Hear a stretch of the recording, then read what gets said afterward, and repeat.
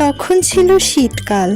মা, অনেক ঠান্ডা লাগছে, অনেক ঠান্ডা মা। বাচ্চারা, তোমরা আমার পাখার নিচে আসো। এই ঝড়ো বাতাস আর তুষারপাতে তোমাদের ঠান্ডা লাগছে। কি আর করা বলো, কিছুই করার নেই। টুনির বাচ্চারা তখন তার পাখার নিচে আশ্রয় নিল। অনেক ঝড়ো বাতাস আর তুষারপাত হচ্ছিল, বরফ পড়ছিল আকাশ থেকে। সেই বরফের জন্য জঙ্গলের পাখিরা ঠান্ডা বাতাসে একদম জমে যাচ্ছিল। কিছু পাখির বাসা ছিল খুবই মজবুত, সেখানে ঠান্ডা বরফ আর বাতাস প্রবেশ করত না। কিছু পাখির বাসাই ছিল না, তারা বাইরে ঠান্ডায় জমে যাচ্ছিল। বন্ধুরা, কালু কাক দরজার সামনে দাঁড়িয়েছিল। কি ব্যাপার, দরজাটা খুলে এভাবে দাঁড়িয়ে আছো কেন? বাসায় ঠান্ডা বাতাস ঢুকছে। এমনিতেই বাসার জানালাগুলো বড় বড়, তার উপরে দরজা খুলে রাখলে সব ঠান্ডা বাতাস ঘরের ভিতরে আসবে।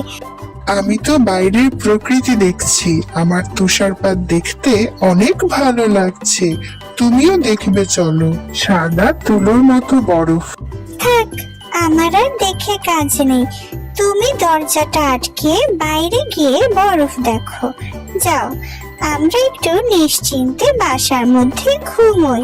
কালু কাক তখন বাসার বাইরে গিয়ে দরজা বন্ধ করে দিল। বন্ধুরা, তার কাছে তুষারপাত ভালোই লাগছিল। হলুদ পাখি টুনির বাসায় গেল। টুনি তার কাছে জানতে চাইলো, হলুদ পাখি, তুমি বাচ্চাদের নিয়ে কোথায় যাচ্ছ? আমি আমার মায়ের বাড়িতে যাচ্ছি, সেখানেই বাচ্চাদের নিয়ে থাকবো। শীতের সময়টা খুব ভালো কাটবে, এখানে তো ঠান্ডা। শুনেছি তোমার মায়ের বাসা বরফের দেশে, সেখানে তো আরো বেশি ঠান্ডা হওয়ার কথা। তুমি বরফের দেশে গিয়ে কিভাবে থাকবে? টুনি, সেখানে ইগলু বাসা আছে। ইগলু বাসায় একটুও ঠান্ডা লাগে না। তুমিও চলো, বাচ্চাদের নিয়ে আমার সাথে গিয়ে দুদিন থেকে আসবে, খুব ভালো লাগবে তোমার। চলো টুনি, ইগলু বাসা দেখবে। হ্যাঁ মা, ইগলু বাসা দেখতে চাই, চলো আমরাও বেড়াতে যাই। মা, বেড়াতে যাব। ঠিক আছে বাচ্চারা, আমরা সবাই মিলে বেড়াতে যাব। বন্ধুরা, টুনি পাখি তখন হলুদ পাখির সাথে তাদের মা বাবার বাসায় বরফের দেশে বেড়াতে যাওয়ার উদ্দেশ্যে বাচ্চাদের নিয়ে রওনা দিল। ঠান্ডায় তো একদম জমে যাচ্ছি, মনে হচ্ছে একটা নতুন বাসা তৈরি করতে হবে। কিছু একটা করতেই হবে, তা না হলে বরফে একদম জমে যাব। অনেক ঠান্ডা, দেখি কি করা যায়। হলুদ পাখি টুনিদের সবাইকে সাথে করে তার বাবার বাড়ির উদ্দেশ্যে রওনা দিল। বন্ধুরা, হলুদ পাখি, আর কত দূর যেতে হবে? ঠান্ডায় আর উঠতে পারছি না যে। আমরা একদম কাছাকাছি চলে এসেছি টুনি, আর একটু উড়লেই আমার মা বাবার বাসা। আর একটু কষ্ট করে ওড়ো, তারপর আমরা ইগলু ঘরে থাকবো। ইগলু ঘরে আর ঠান্ডা লাগবে না টুনি। বন্ধুরা, হঠাৎ পথে শিকারী দুষ্টু ঈগলের সাথে তাদের দেখা হয়ে গেল। কে তোরা, কোথা থেকে আসলি? এবার তোরা আমার শিকার। হা হা হা, তোদের সব কটাকে মজা করে চিবিয়ে খাবো। টুনি পাখিরা শিকারী ঈগলকে দেখে ভীষণ ভয় পেয়ে গেল। বন্ধুরা, এমন সময় অচেনা একটা পাখি তাদের সামনে আসলো। সে বলল, হ্যাঁ রে দুষ্টু ঈগল, তাড়াতাড়ি এখান থেকে চলে যা। তবে রে, আমার সামনে এসে কথা বলছিস? এত বড় সাহস তোর, দেব তো তোর ঘাটটাও এখন মুটকে। এমন সময় হঠাৎ আরেকটা পাখি উড়ে আসলো। উড়ে এসে নারিকেল গাছ থেকে একটা ডাব ওই দুষ্টু ঈগলের মাথার উপর ছুঁড়ে মারলো। বন্ধুরা, দুষ্টু ঈগল সেখানে খুব জব্দ হলো। কি, কেমন জব্দ হলি? এবার তাড়াতাড়ি এখান থেকে চলে যা বলছি। আমি তোকে আবার দেখে নেব। যা, ভাগ এখান থেকে। দুষ্টু ঈগল ঈগল সেখান থেকে ভয়ে পালিয়ে গেল। বন্ধুরা, টুনি পাখিরা খুব বিপদ থেকে বেঁচে গেল তখন।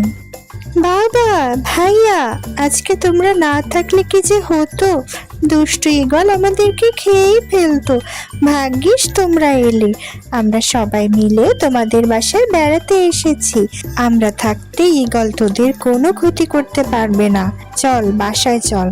টুনি, তোর সাথে এরা কারা? চিনতে পারলাম না তো। তোর জঙ্গলের কেউ? বাবা, ও আমার বান্ধবী টুনি পাখি। আমরা একই জঙ্গলে থাকি। আমার সাথে বেড়াতে এসেছে।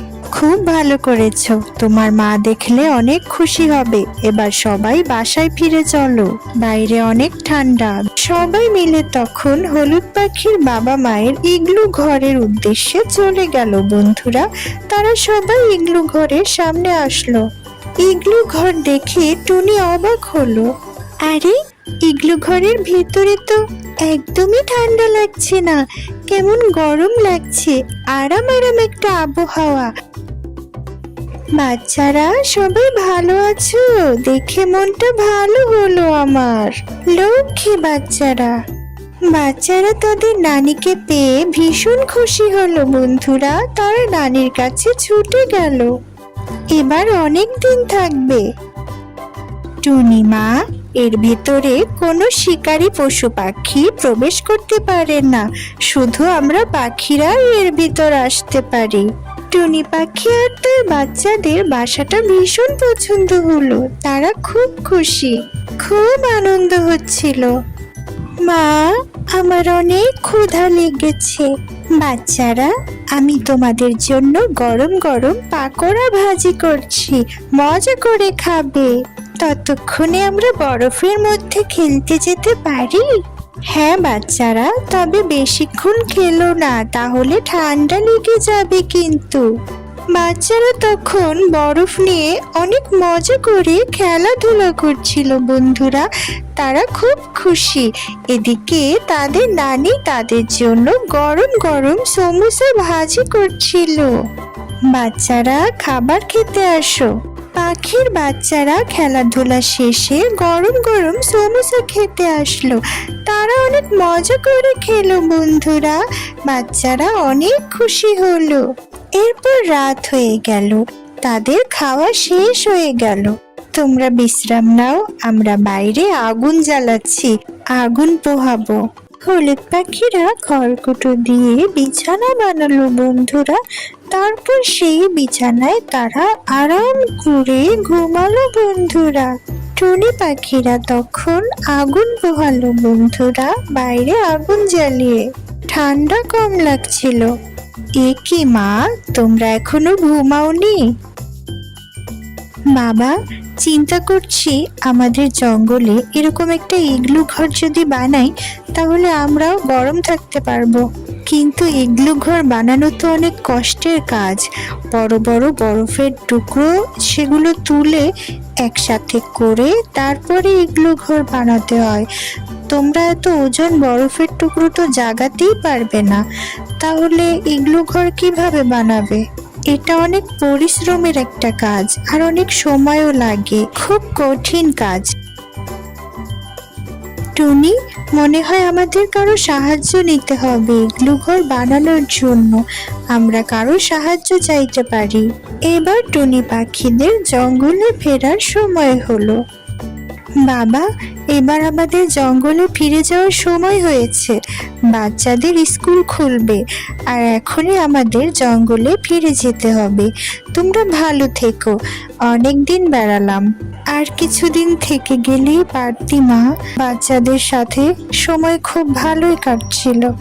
আন্টি, বাচ্চাদের স্কুল খোলার সময় হয়েছে। তা না হলে আরো কিছুদিন থেকে যাব। আমরা কয়েকদিন পরে আবার আসব। এবারে চলি। ভালো থাকবেন আপনারা সবাই। আমাদেরও খুব ভালো সময় কেটেছে। টুনি পাখি আর হলুদ পাখি তাদের বাচ্চাদের নিয়ে সেখান থেকে বিদায় দিয়ে নিজেদের জঙ্গলের উদ্দেশ্যে উড়ে গেল বন্ধুরা। শিকারী ঈগল তাদের দেখছিল। কোথায় যাচ্ছ তোমরা? এবার আমার হাত থেকে কেউ রেহাই পাবে না। সব কটাকে গিলে খেয়ে ফেলবো। এই রাস্তার পরে আর শিকারী পাখিদের আনাগোনা নেই। এবার তোমরা নিশ্চিন্তে যেতে পারো। বাই বাই নানু, ভালো থেকো। হলুদ পাখির বাবা আর ভাই তাদেরকে অনেকটা পথ এগিয়ে দিল। তারা বিদায় দিয়ে চলে গেল। টুনি পাখিরা নিরাপদে তাদের জঙ্গলে ফিরে আসলো। বন্ধুরা, চলো হলুদ পাখি, আমরাও ইগলু ঘর বানাই। হ্যাঁ, তবে আমাদের কারো সাহায্যের প্রয়োজন, এটা খুব কঠিন। এমন সময় কালিয়া কাক তাদের ওখানে উড়ে আসলো।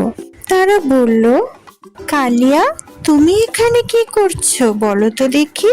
আমি বাসা বানানোর জন্য কাঠ সংগ্রহ করছি। আমার তো কোনো বাসা নেই, ঠান্ডায় একদম জমে যাচ্ছি, তাই একটা নতুন বাসা তৈরি করছি কাঠ দিয়ে। সেই কাঠ সংগ্রহই করছি সব জায়গায় ঘুরে ঘুরে। কালিয়া, তুমি কি আমাদেরকে ইগলু ঘর বানাতে সহযোগিতা করতে পারো? তাহলে তোমার বাসা বানানোর কাঠ আমি খুঁজে দেব, পারবে? হ্যাঁ পারবো। কি সাহায্য লাগবে বলো আমাকে। তুমি আমাদের বরফের টুকরো এনে দেবে। আচ্ছা ঠিক আছে, চলো আমি তোমাদের বাসা বানাতে সাহায্য করছি। অনেক ধন্যবাদ কালিয়া তোমাকে। তাহলে চলো আমরা সবাই মিলে বাসাটা বানিয়ে ফেলি। তখন কালিয়া কাক টুনি পাখি আর হলুদ পাখিকে তাদের বাসা বানাতে সাহায্য করলো। সে বরফের টুকরো তাদেরকে এনে দিল আর তারা বাসা তৈরি করলো। বন্ধুরা, তাদের এলাকায় হঠাৎ শিকারী ঈগল উড়ে চলে আসলো। হা হা হা, এবার তোদের কেউ বাঁচাতে পারবে না। টুনি পাখি আর হলুদ পাখির দুটো সুন্দর বাসা তৈরি হলো। বন্ধুরা, কালিয়া কাক তাদেরকে সাহায্য করলো। এমন সময় কালু কাক আর কাকলি কাক সেখানে চলে আসলো। আরে বাহ, তোমাদের নতুন বাসা তো খুবই ভালো হয়েছে। আমরাও কি এরকম বাসা বানাতে পারি? হ্যাঁ, অবশ্যই। কালু ভাইয়া যদি আমাদের সহযোগিতা করে তাহলে আমরাও তোমাদের একটা ইগলু ঘর বানিয়ে দিতে পারি, কোনো সমস্যা নেই। তোমরা সবাই আরাম করার জন্য এগুলো ঘর বানাবে, আর আমার মতো বড় পাখিদের কি হবে? আমার বয়স হয়েছে, নড়াচড়া করতে পারি না, আমি কিভাবে বাসা বানাবো? চিন্তা করো না মিনু মাসি, কালু ভাইয়া আর কালিয়া যদি আমাদের সহযোগিতা করে তাহলে আমরা তোমার জন্য একটা ইগলু ঘর বানিয়ে দিতে পারবো। এভাবেই একে একে জঙ্গলের সব পাখিরা একটা করে বাসা তৈরি করলো। বন্ধুরা, তারপর সেই ইগলু বাসার ভিতরে তারা প্রবেশ করলো। এমন সময় শিকারী ঈগল চলে আসলো। বন্ধুরা, তারা যে যার বাসার মধ্যে ঢুকে পড়লো, আর শিকারী ঈগল তাদেরকে খুঁজেও পেল না, কারণ ইগলু বাসায় কোনো শিকারী বড় পাখি ঢুকতে পারে না, শুধু ছোট পাখিরাই ঢুকতে পারে। বন্ধুরা, আমি এখানেই থাকবো, বাসা থেকে বের হলে তোদেরকে আস্ত খেয়ে ফেলবো। হা হা হা, আমিও শিকারী চিল, মনে রাখিস কথাটা। পাখিদেরকে খাওয়ার লোভে দুষ্টু ঈগল বরফে দাঁড়িয়ে থাকতে থাকতে সে নিজেও বরফের মতো জমে গিয়েছিল। বন্ধুরা, দুষ্টু ঈগল তখন তার শাস্তি পেয়ে যায়। সে আর পাখিদের কোনো ক্ষতি করতে পারে না। বন্ধুরা, মজার টুনির কার্টুন দেখতে চাইলে লাইক করো, সাবস্ক্রাইব করো। পরবর্তী গল্প দেখতে চাইলে কমেন্টে জানাও। Tata, bye bye.